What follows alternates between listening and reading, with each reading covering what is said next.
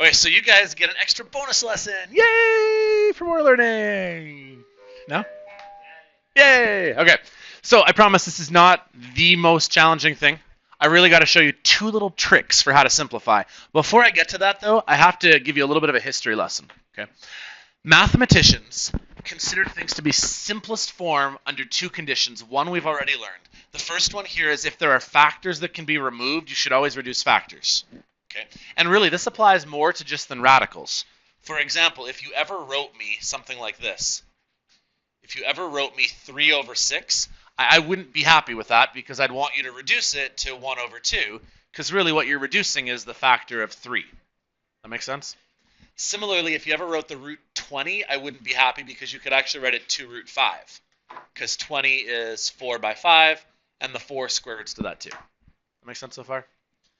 Those are things that you guys should be somewhat familiar with. The second one right here, though, is a little more obscure, which is why only the dash ones are required to know this. Here's the history lesson.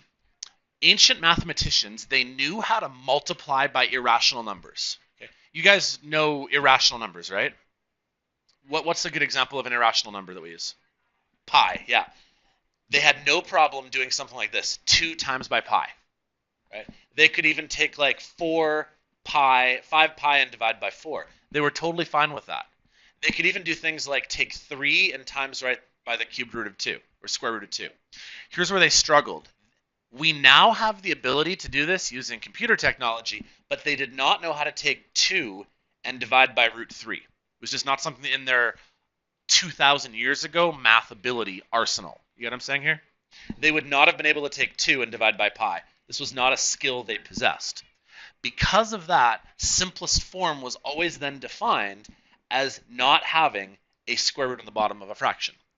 Which means there's actually an easy way to fix this. That's my goal today. I want to show you a clever little trick that mathematicians came up with, and it's called multiplying by a conjugate.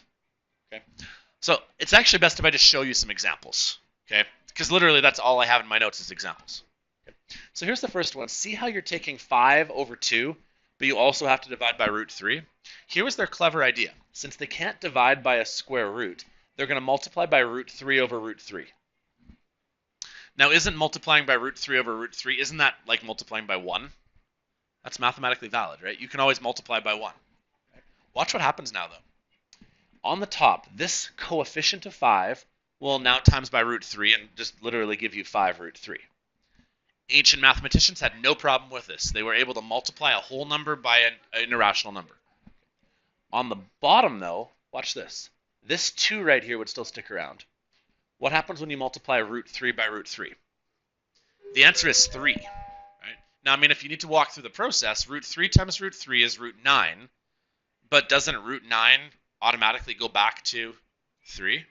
In a way, aren't I asking to do root 3 times root 3, which is really root 3 squared? Didn't I show you guys that a square root and a squared, aren't those opposite signs of each other? So the whole point of this then is we've now found a way to get rid of these square roots. Our final answer is 5 root 3 over 6. Okay, it's equivalent. We haven't really done anything math-wise except doing like cosmetic work. Rather than having a square root on the bottom, we now have a square root on the top. But if you were to now take calculator technology, which we now possess, and you were to type in these two values, let's just try it here. If I took 5 and I divided by 2 root 3, this is what the irrational number would be. This right here, 5 root 3 divided by 6, should have the exact same value. Now, in modern days, this really isn't that relevant.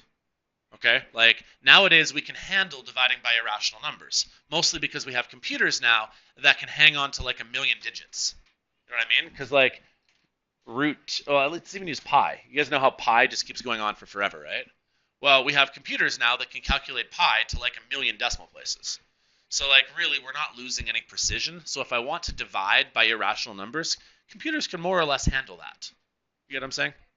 So this is really an obscure kind of thing. It's more of a trick that we play to sometimes simplify things when necessary. But most of the time, This is really not that purposeful. It's kind of a dumb thing for them to throw in curriculum, but I have to teach you it. Fair enough? Okay, let me show you another one. Right here, see how you have your square root on the bottom?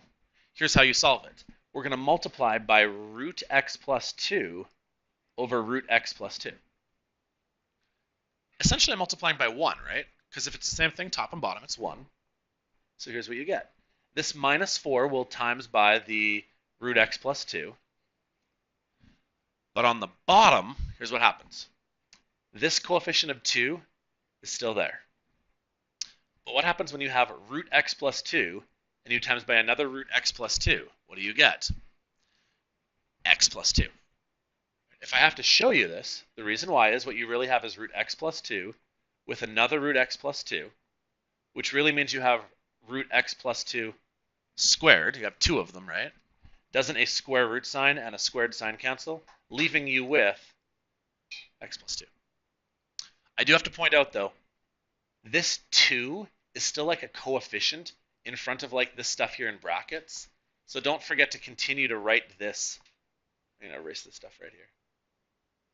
This x plus 2 was under a Radicand sign and was separate from this 2. This extra x plus 2 is also under a Radicand sign and also separate. So when I'm done with these, make sure you put that in a bracket, though. In theory, I could do one more thing. We wouldn't consider this simplified because there is still a factor that can be reduced. Not a square root factor, but 4 and 2 you can reduce, right? So the best answer to this now would be negative 2 square root x plus 2 all over x plus 2. And we now no longer have a square root on the bottom. But if you were to ask me, Chris, when is this ever useful? I actually don't know why it's useful anymore. I can tell you why it was. But like since like, I don't know, 1980 when computers became good enough to do this, this has now become pointless. So, whatever. Did that make sense so far? Okay, let me blitz through a few more examples then. What happens here though? On this one here, check out the bottom. See how the bottom is a binomial? Don't write this down. I'm going to show you a wrong way of solving this first before I get to the right one. The wrong way of doing this would be to say, hey, look, there's a root 6 right here. Okay. I'm just going to take root 6 and times by root 6. Don't write this down, though. Here's what that would give you. On the top, you'd have 2, and then 3 times 6 would give you root 18. Top's not a problem. But on the bottom, what you'd actually have to do is distribute this, which means that you'd have 4 with the root 6. And then, sure, when you times this root 6 by that root 6, it'll literally give you 6. But you know what's happened is I still have a square root on the bottom. See the issue? I used to have the square root on the second term, well, now the square root's on the first term. And then you might say, oh, let's times by root 6 again. But this is a never-ending problem, because then when you multiply this one by that one, sure, the root will go away. But when you multiply this one by that one, you'll pick up a new root again. Does that make sense? So I want to show you the second trick. So trick number 1, times by root over root, if it's a monomial. If it's a binomial, you multiply by what's called a conjugate. And I may as well just do the first one here. Here's what the conjugate would be. You're going to times by 4 minus root 6 over 4 minus root 6. Okay. This is called multiplying by a conjugate. Watch what happens. I'm just going to focus on the bottom right now, the denominator. In the bottom, what I'm really asking you to do is FOIL, right? So what is 4 times 4? Well, that's 16. No problems there. What about when I do root 6 times root 6? Well, root 6 by root 6 is literally going to give you 6. Don't forget, though, there's a negative, right? Because this one was positive and that one's negative, so I do need a subtract 6. But look at the other two terms.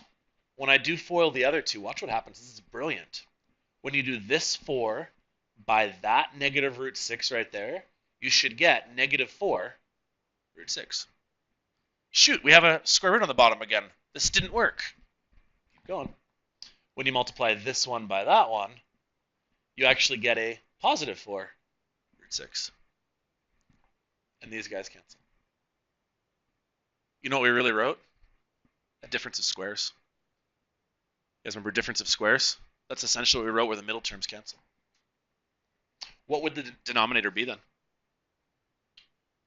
10. Yeah. Yeah, if we want to finish this off, our denominator is now 10. No problems there. I can always divide by 10. We should put the numerator together properly, though. So keep in mind, this is a binomial. And it's trickier to see these, but can you guys see how this is one term? This is a second term, that's a third term. I should actually distribute these. So you're actually going to get 8 root 3 minus 2 root 18. Can you guys follow that without me explaining all the little steps along the way? We're actually still not done, though. There's actually 2 more things we can do here. The first one is, even though, this seems kind of dumb, even though I just FOILed these out here, I may want to actually refactor them, because do you guys see how there's an 8, a 2, and a 10 right here? I can actually reduce that. Now, if you can see this in your own head, what you could do in theory is take the 8 and divide it by 2 and make it a 4. You could take the 2 and divide it by 2 and make it a 1, and take the 5 divided by 2, or 10 divided by 2 and make it a 5. You guys see what I'm talking about there? All of the coefficients are divisible by 2. Also, this 18 right here is actually reducible, because 18 is actually 9 by 2. And 9 square roots to give you 3. So you could actually call this 3 root 2.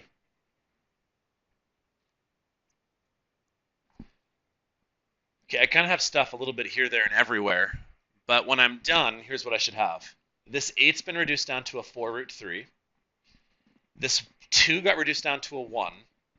The 18 got reduced down to a 3 root 2. And the 10 on the bottom became a 5. This is now considered simplest form.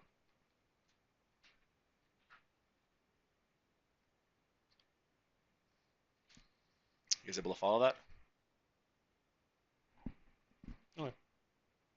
Like I said, I couldn't tell you where this is purposeful. This is one of those times where if you ask me, Chris, when in life am I ever going to use this? I actually don't know. Not anymore. Okay, why don't I try one more, and then... Actually, why don't I let you guys try this one? Why don't you guys take a stab at this one here? Why don't I give you just the first step? What should we be multiplying by? What is the conjugate of this? Well, you take the bottom of the fraction and you make whatever its difference of squares counterpart would be. So if this is 2 plus root 6x, we're going to multiply by 2 minus root 6x on both the top and the bottom. So why don't you guys try it from there? See how far you get without my help. Don't forget, you're foiling, right?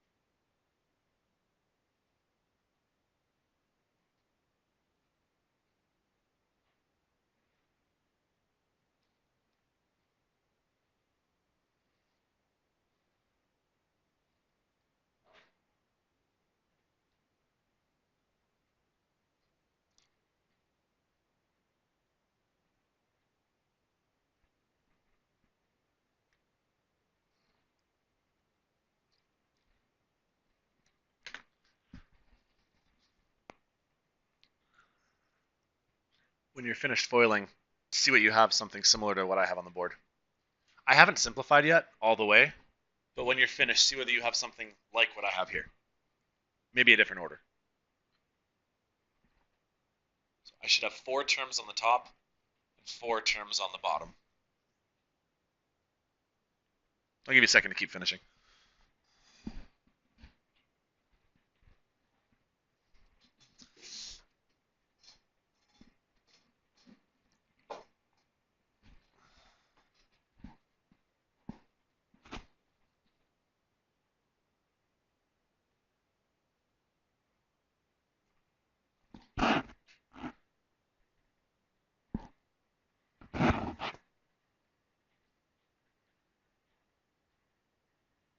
Please don't be afraid to call me over if you're not sure where the heck I got one of those 8 terms from.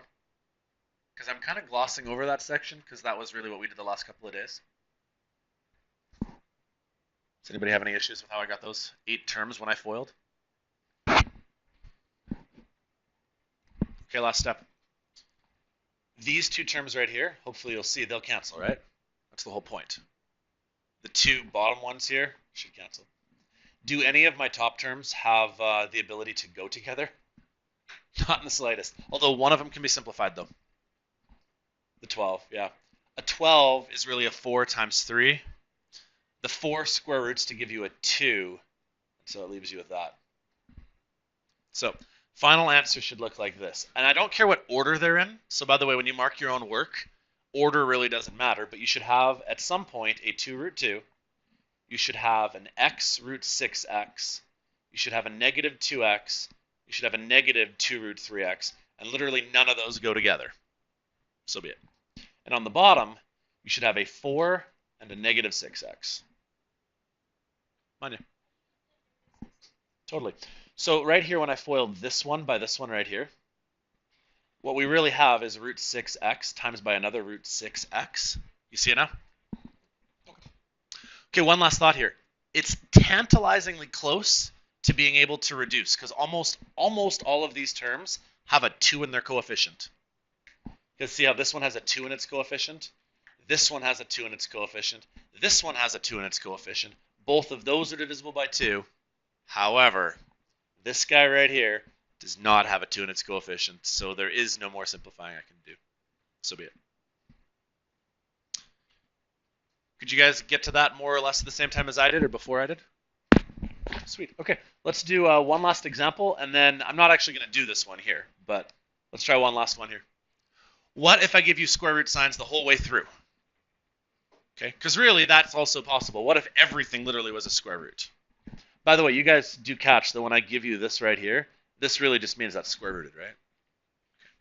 Well, we don't do anything special. It looks the exact same way. I'm going to take my conjugate of 3x to the cubed, only I'm going to add the square root of x. And 3x cubed, and I'm going to add the square root of x. So this one's subtract. This one here is now add. Again, when you're done, you should have 8 terms. 4 that have been foiled on the top, 4 that have been foiled on the bottom. So I won't say anything. I'll just let you guys kind of follow along with me. So.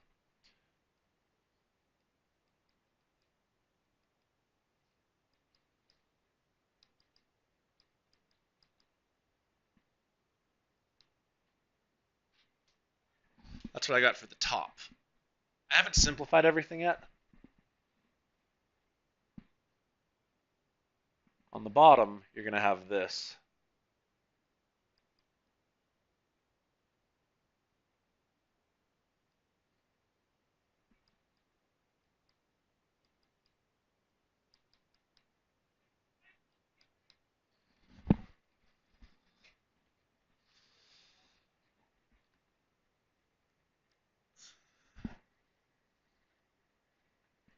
Why do 3 of these terms not have a square root on them anymore? Because like when I wrote these all out, many of these still had a square root, but 3 of them didn't. Why? Because when you multiply something by itself, the square root's no longer needed. Does that make sense? Like, this is kind of like, Manya, your question from the last time. Why is this x right here here? Well, it's because this root x times by that root x right there is literally now x. Right? When you multiply this one by this one, it literally becomes this. When you multiply that one by that one, it becomes this one. Everything else, though, I kept writing the square roots for. Okay, now clean it up. What should always happen to those middle terms on the bottom? Should always go away, right? Like this one here and this one here should cancel. So my denominator should be 3x cubed minus x.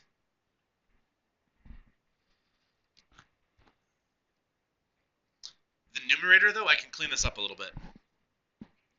Can I cube root 3? Well, no. But I can cube root x to the 4 and make it x squared on the outside. Keep the 3 behind. What about this guy that was x to the 3? I can pull out 2 of the x's leaving a single x on the outside, but a 6 and the other x have to remain. This guy you can't do anything to, and same thing with that one.